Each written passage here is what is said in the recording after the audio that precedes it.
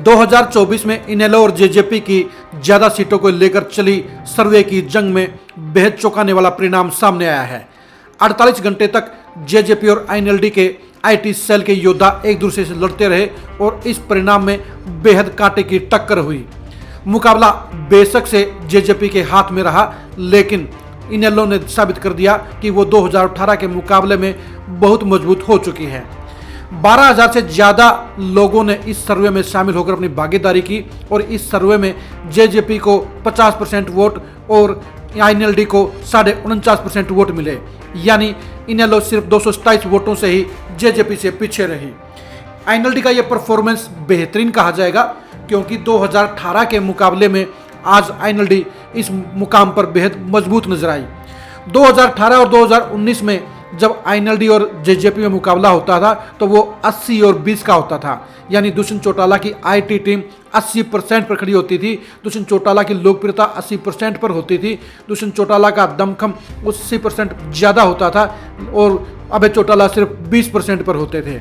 आज 5 साल के बाद अब दुष्यंत चौटाला और अभय चौटाला बराबर आ गए हैं, यानी जहां एक तरफ दुष्यंत चौटाला 30% नीचे गए हैं, वहीं अभय चौटाला का ग्राफ 30% ऊपर आया है। अब दोनों ही नेता बराबरी पर खड़े हैं। आईटी सेल के मामले में, सोशल मीडिया के मामले में और आईटी योद्धाओं के मामले में आज जेजेपी और आईएनएलडी बराबर खड़े हैं। सबसे खास बात यह रही कि 48 घंटे चले इस सर्वे की जंग में जेजेपी 40 घंटे तक पीछे रही और अभय चौटाला की टीम 40 घंटे आगे रही। यह बड़ी चौंकाने वाली बात रही, क्योंकि हरियाणा की सियासत में दुष्यंत चौटाला की आईटी टीम को सबसे मजबूत माना जाता है। कायदे से हकीकत तो यह है कि दुष्यंत चौटाला को लोकप्रियता के शिखर पर पहुंचाने में सबसे बड़ी योगदान और भूमिका आईटी टीम की रही। और कल के सर्वे में जिस तरह से 40 घंटे तक पोल में जेजेपी की टीम पीछे रही, दुष्यंत चौटाला पिछड़ते रहे, उसके चलते ये साफ जाहिर हो गया कि जेजेपी के आईटी टीम में कहीं न कहीं लोचा आ गया है और काफ़ी संख्या में लोग जेजेपी को छोड़ गए हैं। उससे भी बड़ी बात यह रही कि जेजेपी के पक्ष में वोट डालने वालों में लगभग 30% लोग ऐसे भी रहे जो 2-2.5 साल बाद पहली बार एक्टिव मोड में नजर आए, यानी जो लोग साइलेंट मोड में चले गए थे, जो लोग दुष्यंत चौटाला से नाराज हो गए थे, जो लोग दुष्यंत चौटाला से निराश हो गए थे, वो पहली बार वोटिंग करते हुए नजर आए, शेयरिंग करते हुए नजर आए। यही वजह रही कि 40 घंटे तक जेजेपी की लोकप्रियता का ग्राफ पोलिंग में काफ़ी नीचे रहा। 24 घंटे तक तो मामला उल्टा था, यानी 75% में अभय चौटाला खड़े थे और 25% में दुष्यंत चौटाला खड़े थे। जब 24 घंटे बाद हालात इस खराब बिगड़े तो उसके बाद ही दुष्यंत चौटाला और उनकी टीम एक्टिव मोड में आई और ऐसे में उन भूले बिसरे जंगी योद्धाओं को दोबारा से याद किया गया, जिन्होंने 2018 और 2019 में दुष्यंत चौटाला को जबरदस्त आईटी वर्क के जरिए शिखर पर पहुंचाने का काम किया था। कल की लड़ाई से साबित हो गया कि दुष्यंत चौटाला की मौजूदा आईटी टीम खत्म हो चुकी है।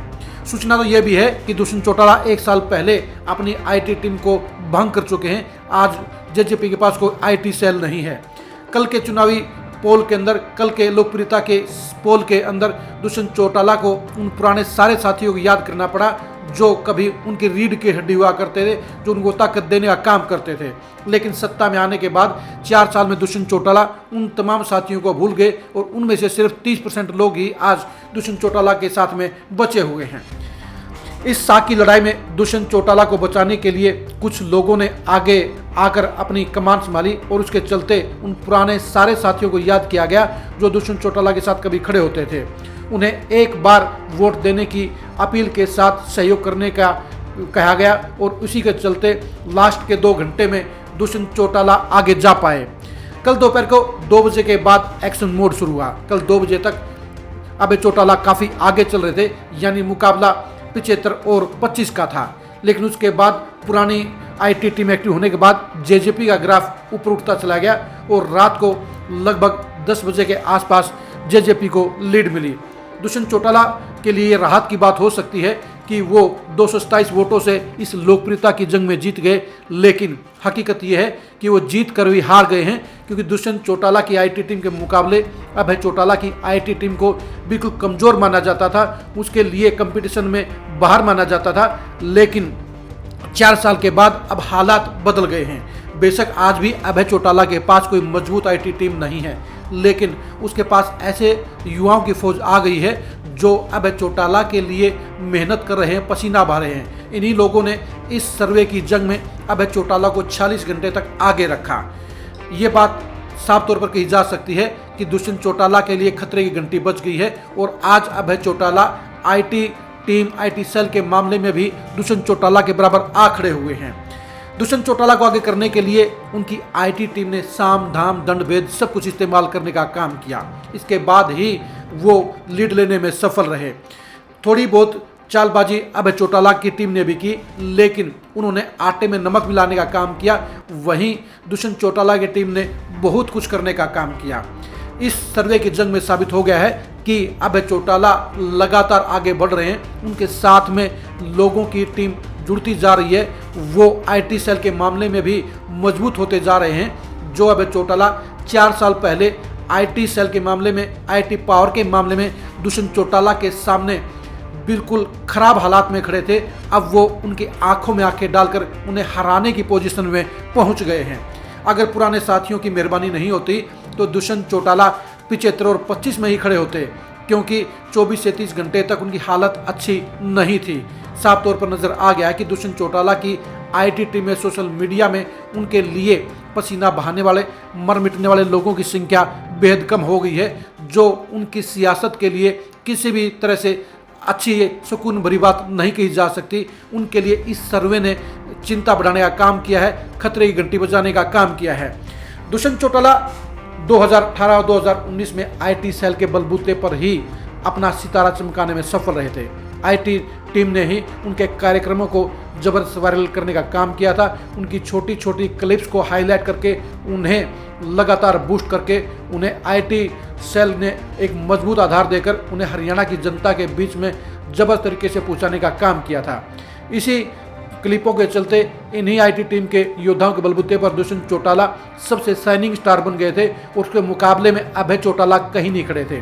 अभय चौटाला की टीम मजबूत नहीं थी, उनके पास आईटी के एक्सपर्ट नहीं थे, उनके पास आईटी की छोटी टीम थी, जिसके कारण वो 2018 और 2019 में दुष्यंत चौटाला को टक्कर देने में न सिर्फ नाकाम रहे थे, बल्कि हर मोर्चे पर बुरी तरह से पिट गए थे। लेकिन 4 साल बाद हुए पहले इस मुकाबले में अभय चौटाला ने दुष्यंत चौटाला को बराबर की टक्कर देने का काम किया। बेशक आंकड़ों के मामले में दुष्यंत चौटाला 227 वोटों से जीत गए हों, लेकिन हकीकत यह है कि असली जीत तो अभय चौटाला की हुई है, क्योंकि जो अभय चौटाला 4 साल पहले 20% में खड़े थे, अब वो 50% में खड़े हैं।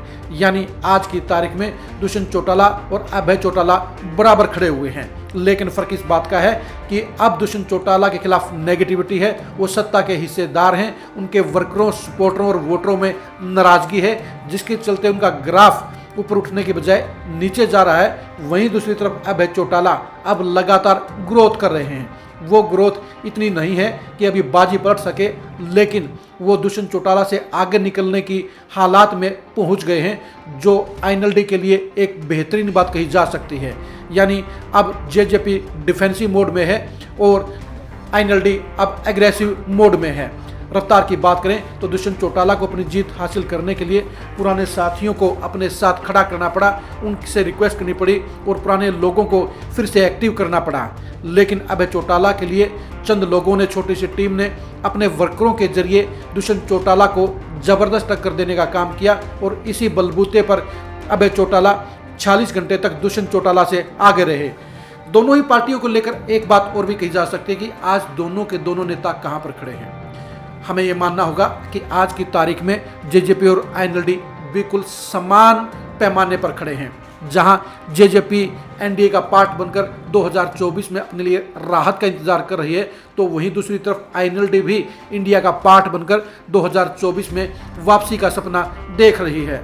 आज जहां अभय चौटाला एलनाबाद में मिनी बेनीवाल के सामने फंसे हुए हैं, तो दूसरी तरफ दुष्यंत चौटाला भी उचाना की जंग में फंसे हुए हैं।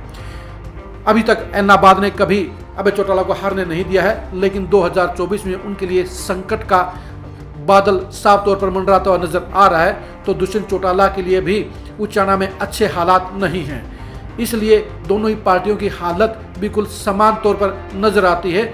आज की तारीख में बेशक से जेजेपी के पास 10 विधायक हैं और आईएनएलडी के पास 1 विधायक हैं। लेकिन 2024 में दोनों ही पार्टियां, यानी ना तो जेजेपी एनडीए के बगैर कुछ है और ना ही आईएनएलडी इंडिया के बगैर कुछ है, यानी दोनों बराबर मुकाम पर खड़े हैं। लेकिन वोटों की संख्या के हिसाब से, जज्बे के हिसाब से कहीं न कहीं अभय चौटाला दुष्यंत चौटाला से पलट नजर आते हैं, उनकी ग्रोथ नजर आ रही है।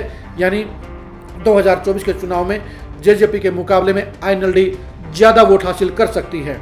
दोनों ही नेताओं के बीच के पहले ही शक्ति प्रदर्शन में लोकप्रियता के पैमाने पर कहीं न कहीं अभय चौटाला दुष्यंत चौटाला से 21 साबित हुए हैं।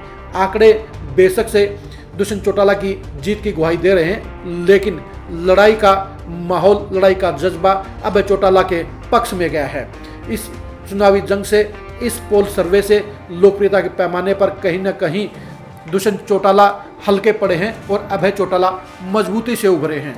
दुष्यंत चौटाला और अभय चौटाला के बीच में चली इस दोनों ही आईटी टीमों के घमासान के बीच ये साबित हो गया है कि दुष्यंत चौटाला के लिए अब खतरे की घंटी बज गई है और उनके लिए 2024 में अभय चौटाला से आगे रहना किसी भी सूरत में आसान नहीं होगा।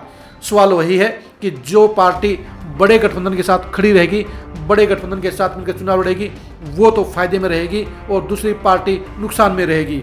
यानी अगर बीजेपी ने जेजेपी को साथ रखा तो उसके कुछ विधायक बन सकते हैं और ऐसे ही अगर आईएनएलडी को इंडिया में एंट्री मिल गई तो वो भी विधायकों की संख्या बढ़ाने का काम कर सकते हैं। अब देखने की बात यही है कि अगली जंग में अभय चौटाला और दुष्यंत चौटाला में से कौन किस पर भारी पड़ेगा, किसकी टीम अगले सर्वे के अंदर अपने नेता को जिताने का काम करेगी। अभय चौटाला और दुष्यंत चौटाला के बीच में चल रही सियासी जंग को जानने के लिए 2024 में अभय और चौटाला और दुष्यंत चौटाला के भविष्य को जानने के लिए आप लगातार खरी खरी न्यूज़ के साथ बने रहिए।